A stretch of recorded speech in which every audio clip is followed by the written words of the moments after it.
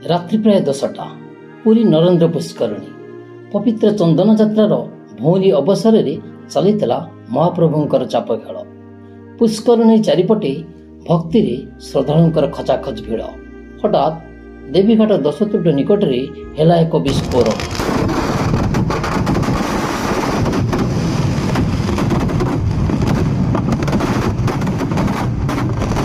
चाप खेला बेले फुटा जाउथुवा बाण सबू एका संगे फुटी जाइथिला।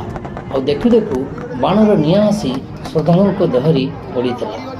निमिषक मध्य निआरे पड़ी जाइथिले पिलाठारू बड़ 30 रु अधिक श्रद्धालु। आ बाण विस्फोरण बेले जीवन बंचाइबाकू जाई नरेंद्र पोखरी को डेई पड़ीथिले अनेक।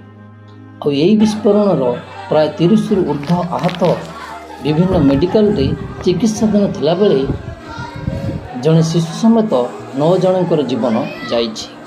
तेबे प्रश्न उठुछि, किए से बाणुआ केउठी आनिथिला लक्षाधिक टंकार बाण? किए देइथिला परमिशन? काहेकि नथिला पर्याप्त धरणर सुरक्षाकर्मी? भूल जहार भी हो, दायित्वहीनता जहार भी थाउ ना काहेकि बाण विस्फोरण रे मृत्युवरण करितबा ए 9टी जीवन को किए फेराई देब तांकर बापा माँ को? बाण फुटाउथवा बाणुआ ना प्रशासन? Report 3KYT।